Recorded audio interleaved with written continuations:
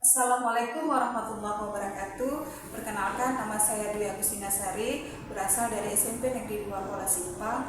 Saat ini saya akan mewawancarai Bapak Kepala Sekolah SMP 2 Kuala Simpang yang bernama Pak Rudi Hardi. Nilai-nilai kebajikan sebagai pemimpin. Kemudian materi ini berhubungan dengan modul 3.1, yaitu wawancara kepada kepala sekolah. Nah, sebelumnya Pak, saya ucapkan terima kasih kepada Bapak atas kesempatannya di pagi hari ini kepada saya untuk mewawancara beberapa pertanyaan. Kemudian saya ingin tanyakan terlebih dahulu kepada Bapak bagaimana kabarnya di pagi Alhamdulillah hari ini. sehat, Bu Dewi. Alhamdulillah. Nah, bisa kita mulai ya Pak pertanyaannya. Boleh. Jangan payah-payah ya pertanyaannya. Pertanyaan pertama, selama ini bagaimana Bapak dapat mengidentifikasi kasus-kasus yang merupakan dilema atau bujukan moral?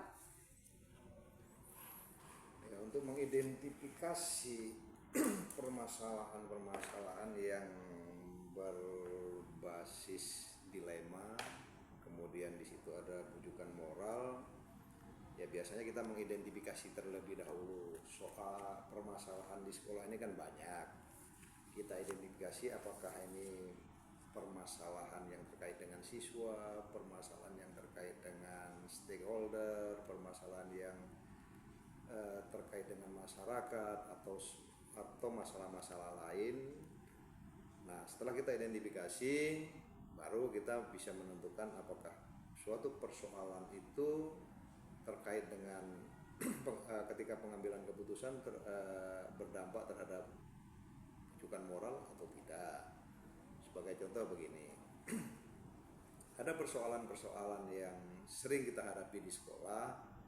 Sebagai contoh begini, misalnya ada anak tidak naik kelas, datang orang tua menyodorkan sesuatu benda atau apapun bentuknya yang bertujuan untuk menaikkan anaknya. Ini kan sebuah persoalan atau sebuah dilema yang memiliki dampak atau memiliki nuansa bujukan moral, sehingga kita sebagai pimpinan di suatu sekolah atau di suatu lembaga perlu cermat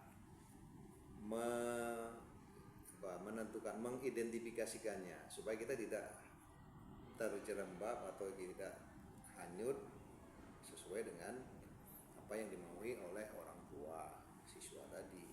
Seperti itu. Oke, selanjutnya Pak, selama ini bagaimana Bapak menjalankan pengambilan keputusan di sekolah Bapak, terutama untuk kasus-kasus di mana ada dua kepentingan yang sama-sama besar atau sama-sama mengandung nilai kebajikan?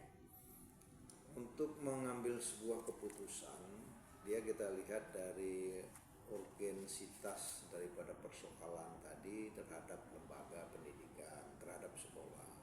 Kemudian di dalam memutuskan itu, saya sering berkoordinasi dengan wakil. Kalau itu berkait dengan kesiswaan, ya tentu dengan wakil kesiswaan. Kalau itu terkait dengan kurikulum dan pengajaran, itu kita musyawarah atau bermufakat dengan wakil di bidang kurikulum atau dengan guru-guru senior. Supaya apa? Supaya apa yang menjadi keputusan sekolah atau keputusan yang saya ambil itu sudah melalui tahapan ataupun sudah melalui beberapa proses proses pengambilan keputusan tadi melalui beberapa tahap, ya, melalui beberapa tahapan supaya keputusan yang diambil tidak salah atau keputusan yang diambil itu tidak menyalahi aturan yang berlaku. Oke, baik. Selanjutnya Pak, langkah-langkah atau prosedur seperti apa yang biasa Bapak lakukan selama ini? Ya, kalau untuk menentukan permasalahan, untuk mengambil keputusan di dalam penyelesaian sebuah masalah, yang pertama kita akan mengidentifikasi persoalan. Kemudian setelah kita identifikasi persoalan, depan kita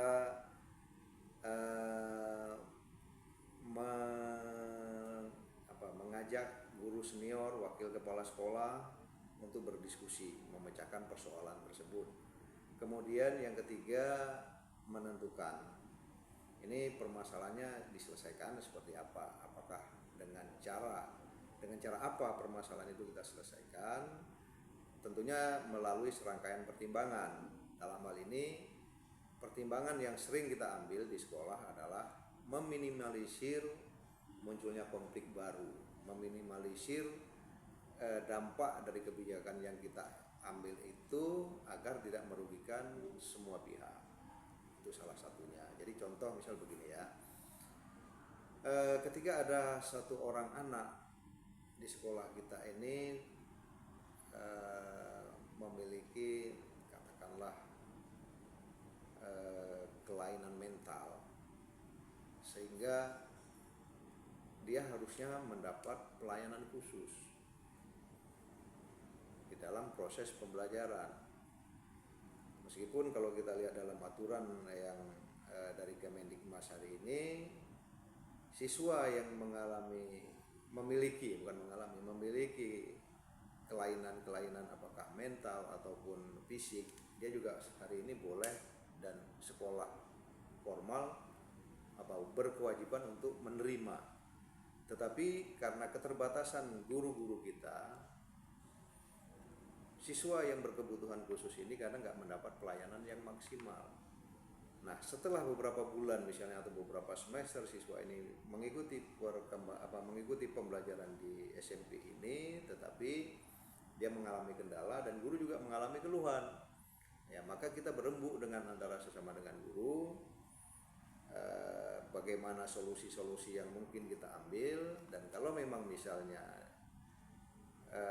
setelah berembuk atau bermusyawarah dengan guru senior, dengan wakil kepala sekolah juga tidak didapat kesimpulan yang maksimal, maka kita akan panggil orang tua untuk sama-sama membicarakan bagaimana baiknya terhadap proses pembelajaran anaknya. Apakah orang tua akan memindahkan anaknya ke sekolah yang bisa melayani kebutuhan fisik atau kebutuhan proses pembelajarannya secara maksimal, atau dia tetap di sekolah ini tetapi mungkin kurang mendapat pelayanan yang eksklusif gitu. Itu salah satu contoh. Baik, pertanyaan selanjutnya, hal-hal apa saja yang selama ini Bapak anggap efektif dalam pengambilan keputusan pada kasus-kasus dilema etika? Ya, untuk mengatasi persoalan yang bernuansa dilema etika tadi, ya biasanya yang efektif ya kita musyawarah. Dengan musyawarah kita saling membagi permasalahan, kemudian kita akan saling memberikan kontribusi di dalam pemecahan masalah yang berbasis dilema etika, sehingga keputusan yang didapat itulah menjadi kebijakan sekolah yang bisa dipahami oleh semua pihak. Dan kita biasanya akan meminimalisir kebijakan itu, tentunya meminimalisir munculnya persoalan baru. Itu yang biasa kita lakukan. Dan tentunya untuk kebijakan yang berbau atau berbasis dilema etika ini ada banyak kasus, dan tentu perbedaan background masalahnya tentu akan menjadi tolok ukur bagi sekolah di dalam mengambil kebijakan-kebijakan. Baik Pak, lanjut ya Pak. Pertanyaan selanjutnya, hal-hal apa saja yang selama ini merupakan tantangan dalam pengambilan keputusan pada kasus-kasus dilema etika? Ya, tantangan yang menjadi di dalam pengambilan kebijakan biasanya ya tidak semua pihak itu bisa menerima kebijakan yang diambil oleh pihak sekolah di dalam persoalan-persoalan yang berbasis dilema etika. Karena apa? Hal ini biasa kan, perbedaan persepsi di kalangan guru, di kalangan masyarakat, di kalangan orang tua terhadap permasalahan yang muncul, dan itu biasanya karena perbedaan persepsi. Nah, untuk mengatasi kondisi ini ya tentunya kita biasanya mengadakan komunikasi kepada pihak-pihak yang terdampak atas kebijakan itu. Itu kayaknya Bu Juli. Baik Dan Pak. Bu Dwi. Baik. Lanjut ya Pak. Apakah Bapak memiliki sebuah tata kala atau jadwal tertentu dalam sebuah penyelesaian kasus dilema etika? Apakah Bapak langsung menyelesaikan di tempat atau memiliki sebuah jadwal untuk menyelesaikannya? Seperti apa bentuk dan prosedurnya? Kalau di problema dilema etika ini kan dia tidak terjadwal munculnya. Jadi kalau muncul persoalan ini munculnya tidak terjadwal, ya tentu kita tidak buat jadwal. Ya dia secara temporer, ya biasanya pada saat-saat tertentu terkait dengan proses pembelajaran, terkait dengan di kalangan internal sekolah pun kadang-kadang juga muncul dilema etika, sehingga ya kita mengatasinya itu atau mengambil kebijakan ya sesuai dengan kondisi atau situasi yang muncul. Kapan muncul baru kita selesaikan, dan kita tidak bisa mengambil membuat semacam SOP atau standar operasional prosedur di dalam penanganan dilema etika, karena itu kasusnya kan beragam. Nah, tapi biasanya ada yang kita selesaikan secara di tempat, ada yang kadang butuh waktu untuk penyelesaian karena kita biasanya menghubungi para pihak, misalnya orang tua, komite dan lain sebagainya. Jadi begitu. Baik Pak. Selanjutnya, adakah seseorang atau faktor-faktor yang selama ini mempermudah atau membantu Bapak dalam pengambilan keputusan? Ya, untuk pengambilan keputusan kita memberdayakan semua potensi yang ada di sekolah.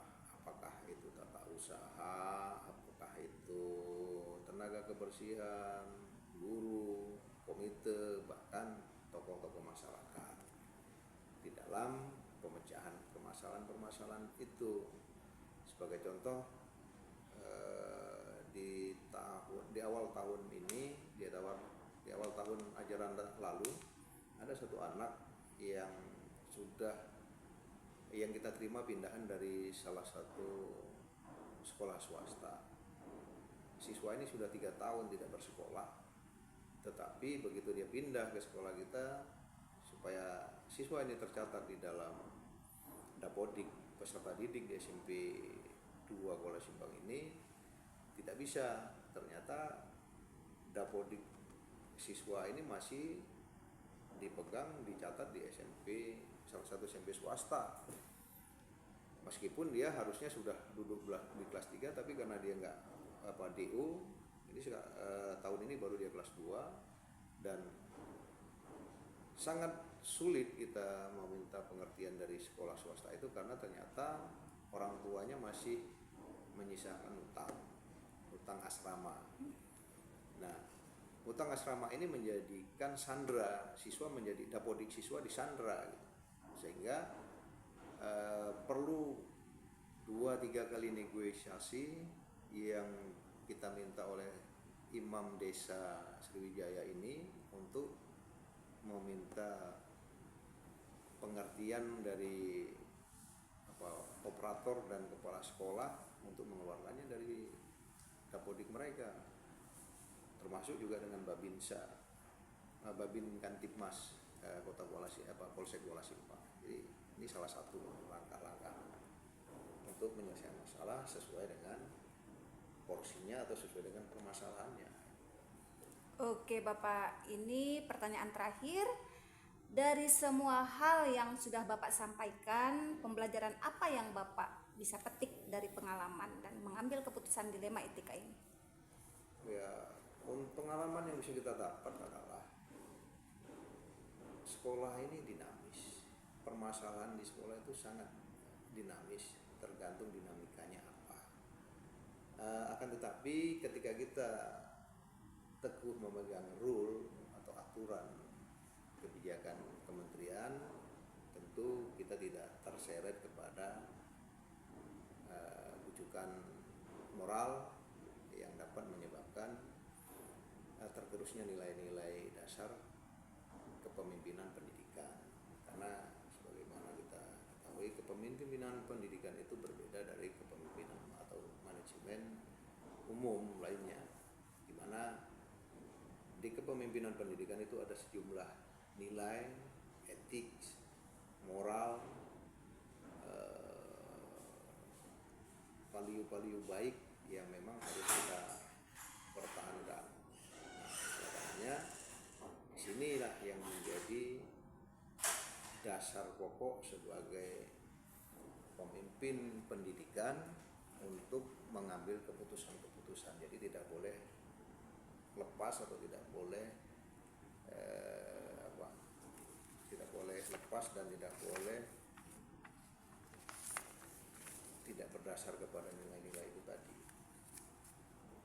Atas pertanyaan dan jawaban yang telah Bapak berikan tadi, semoga apa yang telah Bapak paparkan kepada saya menjadi bekal untuk saya di kemudian hari.